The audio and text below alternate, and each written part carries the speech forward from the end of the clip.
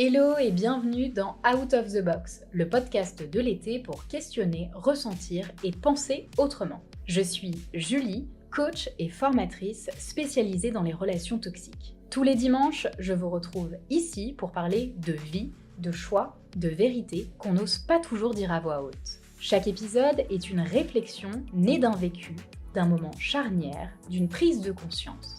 C'est une invitation à ouvrir le regard, à sortir des sentiers battus et à se dire « et si on voyait les choses autrement ?» Si ce podcast vous parle, vous touche, vous remue, n'hésitez pas à le partager autour de vous. Allez, on s'installe et on commence. Aussi loin que je me souvienne, je n'ai jamais vraiment cru aux belles histoires d'amour. Déjà parce que je manquais clairement de modèles sains ou inspirants autour de moi. J'ai connu des couples qui durent, oui, et j'en connais encore, ça c'est clair, mais si c'est pour vivre comme ça, en demi-teinte, pas franchement épanoui, ou alors carrément dans la souffrance, ça me donne pas du tout envie. Durer pour durer, c'est joli, sur le papier, ça fait bien, mais à quel prix ? J'ai dans mon entourage, comme vous je pense, des couples qui sont ensemble depuis plusieurs décennies. Mais est-ce que j'envie leur modèle, ou leur vie pour autant ? Pas vraiment. Et le problème ne vient pas uniquement de moi, ou de ma perception, ou de mon schéma familial. Le problème, ça vient aussi et surtout de ce qu'on nous apprend autour de cette fameuse notion d'amour et de couple. On nous fait croire qu'amour rime avec fusion, avec passion, qu'on doit faire des sacrifices, que c'est pour la vie, quitte à supporter l'insupportable d'ailleurs. Qu'au même titre qu'il faut souffrir pour être belle, on doit être prête aussi à souffrir par amour. Oui, c'est mon moment coup de gueule à moi, parce qu'il n'y a pas que notre environnement qui conditionne notre perception de l'amour. Il y a toutes les injonctions sociétales. Les messages plus ou moins subliminaux qui viennent nourrir les idées reçues autour de ces standards, qui sont pourtant en opposition mais totale avec une quelconque forme d'épanouissement.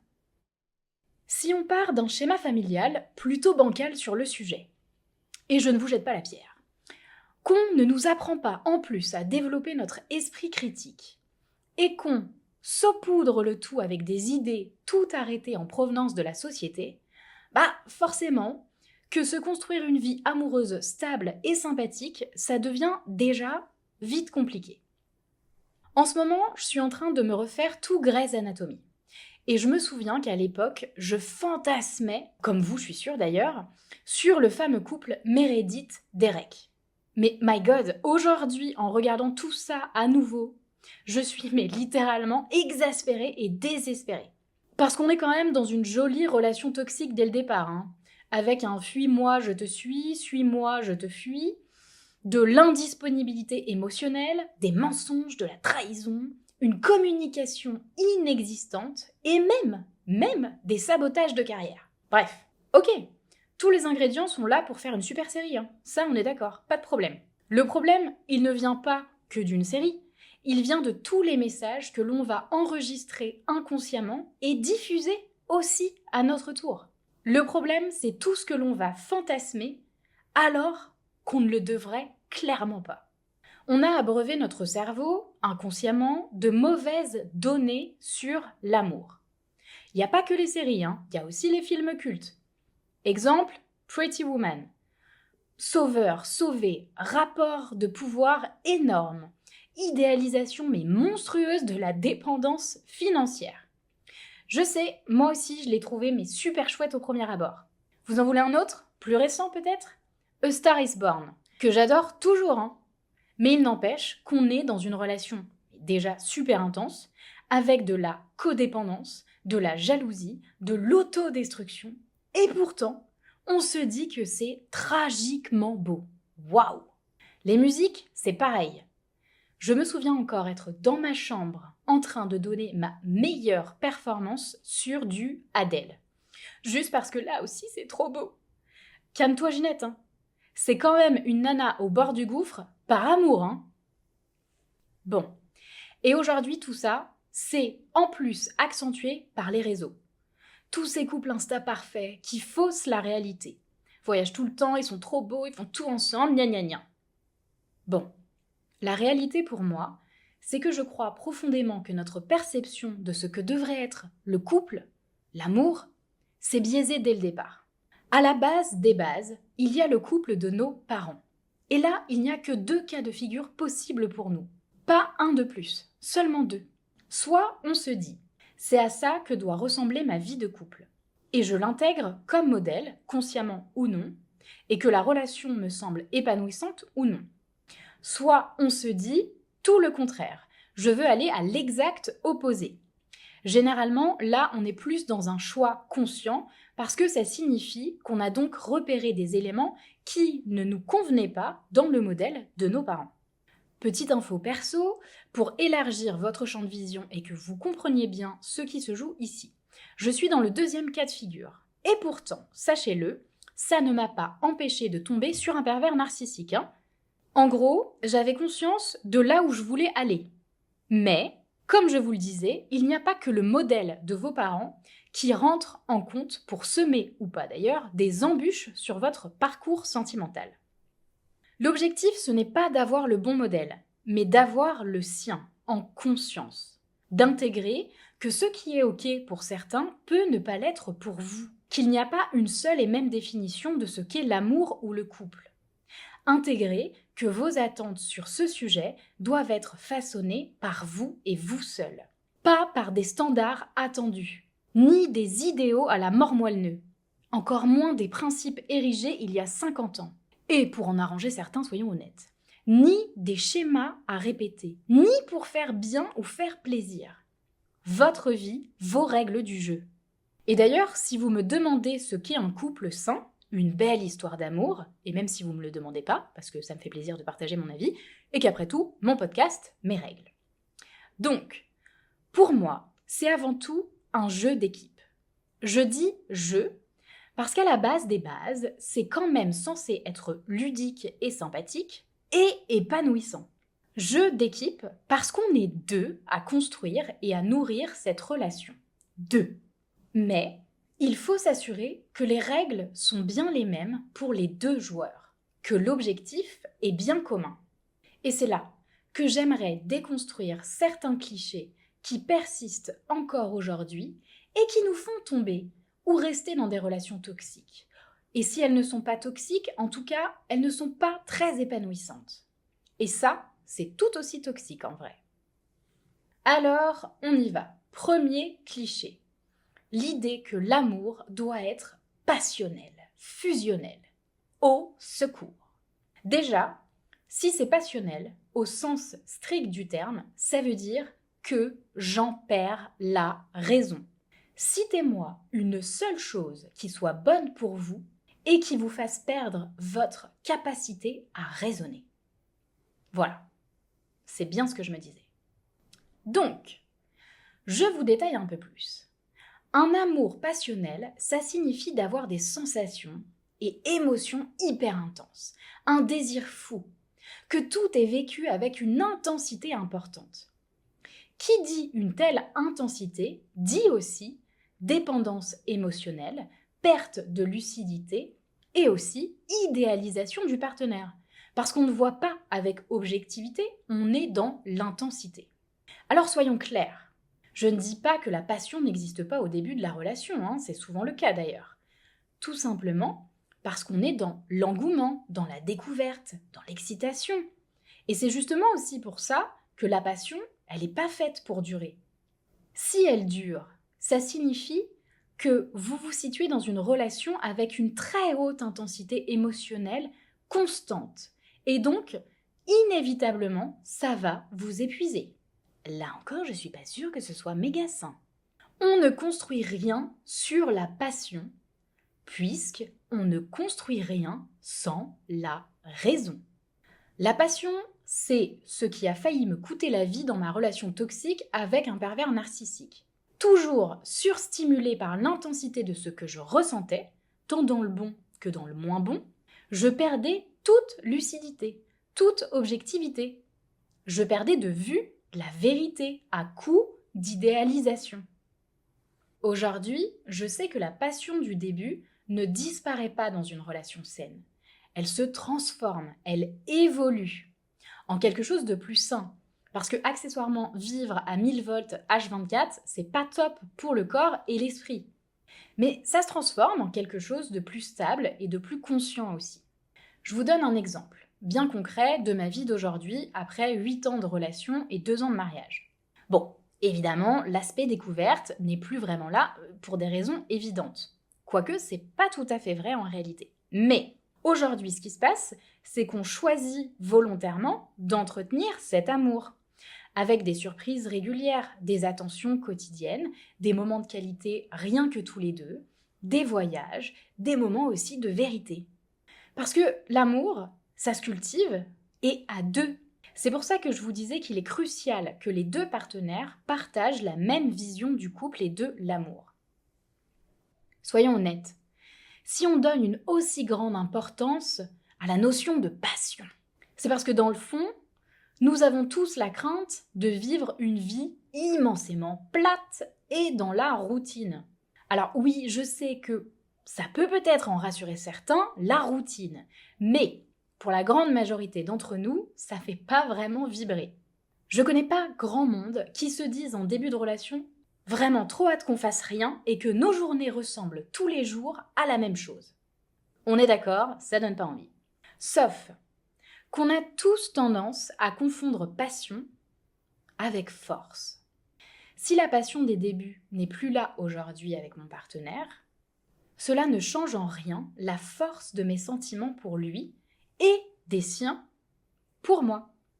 Bien au contraire, c'est parce qu'on a choisi de construire notre route ensemble, avec conscience, que l'amour, lui, s'est renforcé. Parce que je l'ai vu évoluer, affronter des situations, briller et être vulnérable aussi. Parce que je l'ai vu être, tout simplement. Et dans plein de situations différentes. Que cette passion des débuts est devenue un amour profond, durable, conscient. Je ne suis pas dans l'idéalisation, je suis dans la vérité brute. Je ne suis plus dans l'effervescence, mais dans la conscience d'avoir choisi un partenaire que je connais profondément et qui me rend heureuse par ce qu'il est, par ses valeurs, par ses choix, par ses qualités et ses défauts aussi. Et ensemble, on cultive tout ça. Il y a autre chose que l'on confond aussi avec l'amour. Une autre idée reçue sur ce que le couple devrait être. Je parle de la fusion. My God, là aussi, je vais craquer. C'est non. Non. L'amour ne doit jamais rimer avec fusion. Je vous le partageais plus tôt, ma conception du couple, c'est une équipe avec 2 joueurs. C'est donc la somme des 2 joueurs qui forment cette équipe. C'est l'identité de l'un additionnée à l'identité de l'autre qui constitue cette équipe. Oui, on dirait que je chante un peu, c'est pas grave, ça me fait kiffer. Mais ce n'est certainement pas un qui se confond dans l'autre qui amène au bon résultat de l'équipe. No way. Je vais vous le dire de manière choc, comme ça je sais que vous allez retenir. Fusionner avec son partenaire, c'est mourir soi. C'est comme verser 2 couleurs de peinture dans le même pot. Au bout d'un moment, il n'y a plus de rouge ni de bleu, juste un marron chiasse. Et pourtant, je sais que cette idée a la peau dure, puisqu'elle est carrément entrée dans le langage courant. On parle de ma moitié, de mon tout, de mon âme sœur. Mais la réalité, c'est que si on a besoin d'un être extérieur pour se sentir complet, c'est un vrai problème. Sans parler de la notion d'appartenance qui me dérange profondément. Même dans un couple, personne n'appartient à personne. On n'est pas des biens, on est des humains. Donc, arrêtons de parler de notre partenaire comme un titre de propriété ou comme un élément indispensable à notre raison d'être. C'est faux. Vous avez eu une vie avant lui ou elle, et heureusement d'ailleurs.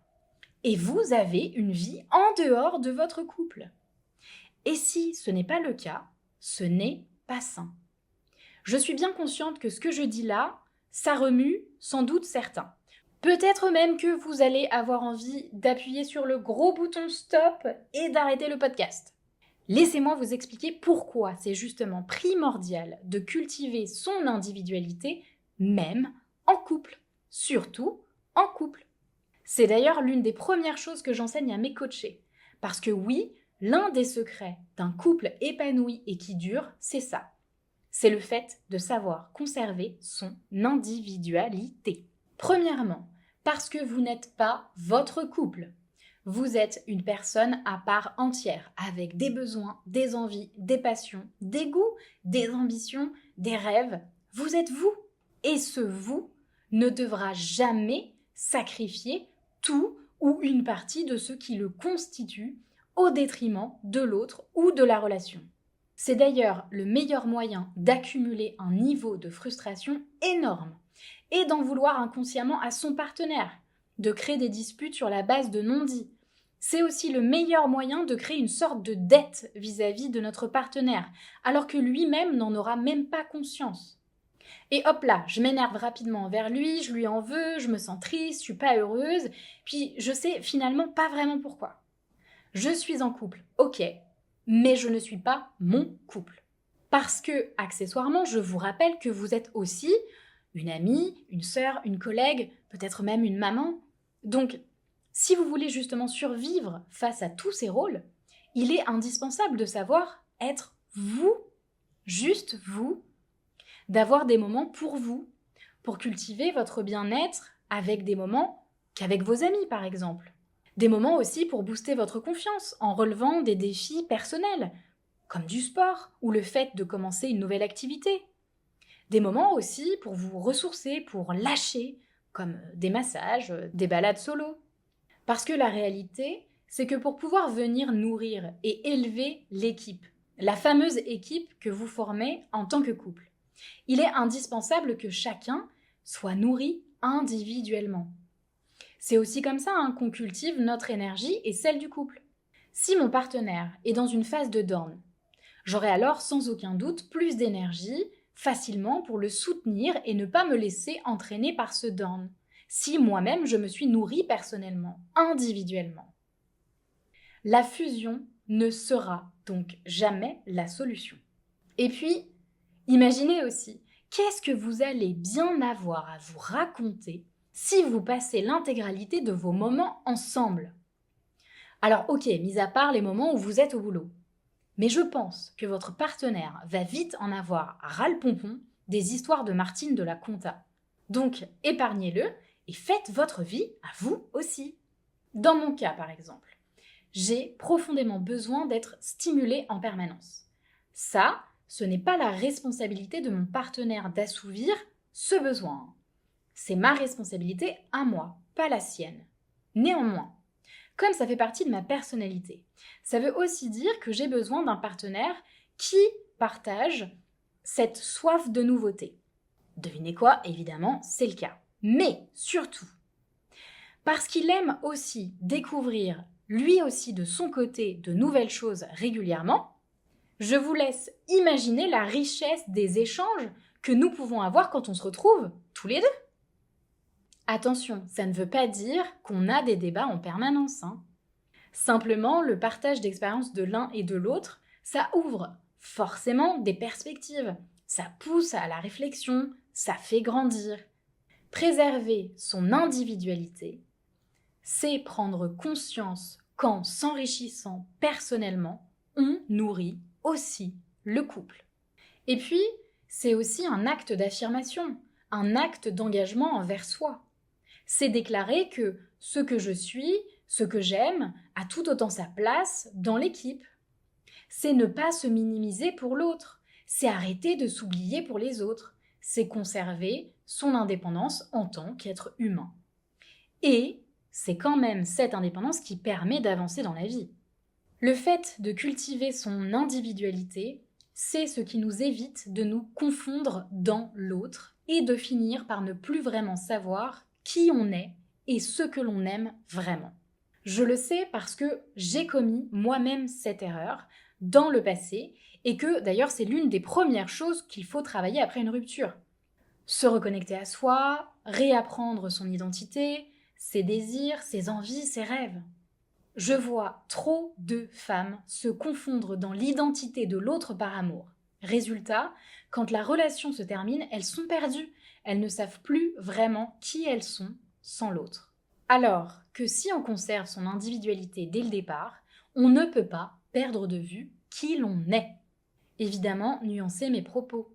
Je ne vous dis pas de mener votre vie solo, de votre côté, sinon il n'y a plus d'équipe qui tienne. Je vous invite simplement à conserver des moments à vous sans votre partenaire. Des moments qui vous nourrissent individuellement. Des moments importants à cultiver en dehors de votre couple pour que les moments rien qu'à deux soient aussi encore plus riches. Sinon, on tombe dans la dépendance affective. Et ça vraiment, c'est pas cool. Être indépendant, ce n'est pas rejeter l'autre. Au contraire, c'est se préserver l'un et l'autre. Passons maintenant à une autre idée reçue. L'amour, ça demande des sacrifices. Écoutez bien ma bouche qui parle. Aucun amour sain ne vous demandera des sacrifices. Des compromis, oui. Des sacrifices, non. Le sacrifice, c'est l'abdication de soi. C'est renoncer à ses propres besoins. Aucune personne au monde qui se soucie réellement de vous ne vous demandera de renoncer à ce qui est bon pour vous. La notion de sacrifice, c'est vraiment l'une des pires idées reçues sur l'amour. Donc non, le sacrifice, ce n'est pas non plus une preuve d'amour.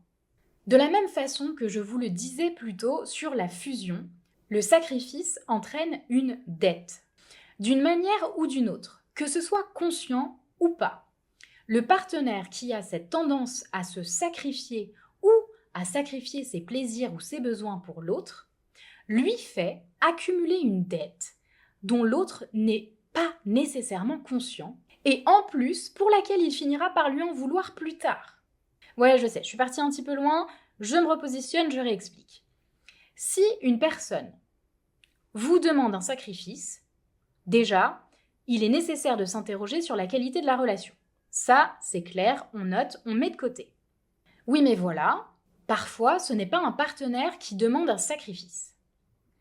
C'est une sorte de mécanisme automatique chez une personne. Donc, en gros, si vous avez cette tendance à vous sacrifier pour l'autre, sans qu'il vous l'ait demandé, sachez qu'inconsciemment, vous êtes en train de créer une dette à votre partenaire. Une dette. Ce qu'il se passe, dans votre tête, il y a un petit tableau Excel en fond qui va sortir. Et il va noter, ok, dimanche 10 juillet, je ne suis pas allée boire mon verre avec Camille pour rester regarder le match de foot alors que franchement j'en ai absolument rien à foutre du match de foot. Ok, notez. Et je vous le donne en mille, que va-t-il se passer quand votre partenaire ne va pas, lui, se sacrifier et ne pas rester avec vous un soir pour aller boire son verre avec Paul comme c'était prévu? C'est très simple. Soit vous allez créer un conflit franchement inutile, soit vous allez le garder en travers de la gorge un bon moment et l'ajouter aussi à un autre onglet de votre tableau Excel. Et puis, le jour où ça explosera, vous lui balancerez un « Mais souviens-toi, quand tu m'as laissé tomber ce soir-là, gna gna gna, alors que moi, le 10 juillet, gna gna gna gna gna. » Super, sauf que lui ne verra absolument pas de quoi vous parlez parce que il ne vous a en réalité jamais rien demandé le soir du match numéro 1. Et il aurait même sans doute préféré et été très content pour vous que vous passiez un super bon moment avec votre ami. Ok, j'ai caricaturé les traits, mais je sais que ça va vous parler. Ceci dit, tout ce que je viens de vous dire, ça marche pour toutes les formes de relations, pas que les relations sentimentales. La raison aussi pour laquelle le sacrifice n'est définitivement pas une preuve d'amour, si mon partenaire sacrifie quelque chose pour moi, que je lui ai demandé ou non, c'est que, en réalité, c'est le reflet aussi, selon moi, d'un manque d'estime. C'est-à-dire que s'il est prêt à abdiquer ce qu'il est pour moi, parce qu'il sacrifie quelque chose, s'il sacrifie, c'est que ça fait partie de lui, finalement, c'est que dans le fond, il ne se respecte donc lui-même pas tant que ça. Alors que, personnellement, je souhaite avoir une personne à mes côtés qui se respecte, qui sait se battre aussi pour ses convictions, qui est capable de dire non quand c'est nécessaire, pour lui. Parce que s'il ne le fait pas pour lui, il ne le fera d'ailleurs jamais pour moi, en fait. ou pour le nous que nous formons. Je n'attends pas de mon partenaire qu'il se sacrifie pour moi.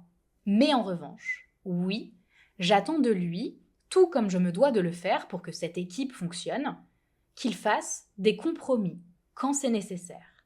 Et c'est là que la nuance est importante. Le sacrifice, c'est renoncer à quelque chose qui compte pour moi, pour le bénéfice de mon partenaire ou de la relation. C'est un acte unilatéral, presque de domination pour moi. Tandis que le compromis, ce sont des concessions mutuelles pour parvenir à quelque chose d'acceptable entre les deux partenaires. Chacun accepte de faire sa part du chemin pour aller à la rencontre de l'autre, encore une fois pour maintenir l'équilibre de l'équipe. Donc, je le redis, sacrifice, bullshit, compromis, ok. Mais attention, je vais venir clarifier davantage la chose. Le compromis, c'est ok, seulement et seulement si on ne tombe pas dans la compromission. Je vous explique. La compromission, c'est le fait de se compromettre. Autrement dit, de se trahir soi-même. Faire un compromis, c'est accepter de faire bouger les lignes de mon côté pour l'intérêt du couple. Mais si je fais bouger les lignes au point de me sentir mal, au point que cela me coûte beaucoup, en temps, en énergie, en investissement, en don de soi, si ce compromis n'est pas en adéquation avec qui je suis ou avec mes valeurs, alors on n'est plus dans le compromis, mais on tombe dans la compromission. Pour résumer la chose, le compromis, c'est quelque chose qui ne vous coûte pas tant que ça. C'est une histoire d'ajustement, alors que la compromission, elle va vraiment vous coûter beaucoup. Et il y a une autre idée reçue qui peut vous coûter cher, le fameux « c'est pour la vie ». Alors excusez-moi, mais pourquoi devrions-nous poursuivre quelque chose qui ne nous nourrit plus, ne nous épanouit plus ou pire encore, nous fait souffrir ? Je n'ai toujours pas la réponse à cette question. Et je vous dis ça en tant que femme mariée, oui, j'ai prêté serment, mais il n'en demeure pas moins que la toute première personne que je dois honorer dans cette vie, désolée, ou absolument pas d'ailleurs, c'est moi. Je pars du principe que ce n'est pas parce que nous sommes mariés, pacsés ou en couple depuis plusieurs années que l'autre est acquis. On en revient à ce que je vous disais, c'est un jeu qui se joue à deux. Nous formons une équipe et chacun des membres est responsable d'entretenir cette équipe. Donc, si mon partenaire venait à changer radicalement, ou à ne pas me respecter, à ne plus me respecter, à devenir violent verbalement ou psychologiquement, si je ne me sentais plus épanouie dans ma relation, etc., rien, absolument rien, ne justifie que je reste dans quelque chose qui m'éteint. Encore une fois, c'est à nuancer. Je ne dis pas de partir à la moindre difficulté, ou que le conflit ne doit pas exister. Simplement, là aussi, je vous invite à ne pas vous sacrifier. Si la relation n'est pas ou n'est plus une source d'épanouissement, pourquoi rester ? Alors, vous allez me dire, par respect pour tout ce que nous avons construit, vécu ensemble, pour respecter mon engagement, par honneur, ou même pour les enfants. Oui, ok. Tout ça, c'est beau, vraiment. Mais je vous le dis, à la fin, personne ne pensera à graver sur votre tombe « sens de l'honneur remarquable »,« un être dévoué » ou alors « respect de ses engagements jusqu'à la fin ». Ok. Donc, je me demande, pour quelle raison le sens de l'engagement, ou du devoir, si vous préférez, devrait-il être supérieur à l'amour de soi, au respect que je me porte à moi-même ? Vous avez 4 heures. Pourquoi poursuivre ce qui est déjà terminé dans mon fort intérieur ? Je trouve que c'est dommage. Parce que si on part du principe que nous n'avons qu'une seule vie, alors continuer à entretenir tous ces clichés, c'est gâcher notre temps. Et tout ce temps cumulé, c'est notre vie. J'aimerais pouvoir faire un podcast de 6 heures pour pouvoir dégommer toutes ces fausses idées, ces croyances partagées qui nous contraignent dans des moules inconfortables. Mais je pense que ça ferait un peu beaucoup. Alors je vais me contenter de cela pour aujourd'hui et qui sait, peut-être qu'un jour, il y aura une partie 2. J'ai commencé ce podcast en vous disant qu'aussi loin que je me souvienne, je n'ai jamais vraiment cru aux belles histoires d'amour. Oui, mais c'était jusqu'à ce que je comprenne que je pouvais créer la mienne. En fait, je vous ai menti. L'amour, c'est pas du bullshit. L'amour qui n'est pas du bullshit pour moi, c'est ça. C'est un choix conscient, pas un scénario tout fait. C'est une équipe où chacun joue à 100% de sa place. C'est une relation qui t'élève, te nourrit et te laisse entière. Ce n'est pas une fusion qui t'efface, ce n'est pas une passion qui te brûle, ce n'est pas un sacrifice qui t'éteint. C'est deux personnes complètes qui choisissent de marcher ensemble, pas parce qu'elles en ont besoin, mais parce qu'elles en ont envie. Et ça, croyez-moi, c'est pas du bullshit. Merci d'avoir écouté cet épisode. Si ce que vous venez d'entendre a résonné, dérangé, apaisé, interrogé, alors c'est que c'était utile. Pensez à vous abonner pour ne rater aucun des rendez-vous du dimanche. Et si vous pensez à quelqu'un qui aurait besoin d'entendre ça aujourd'hui, partagez. On se retrouve dimanche prochain, même heure, même énergie. En attendant, prenez bien soin de vous.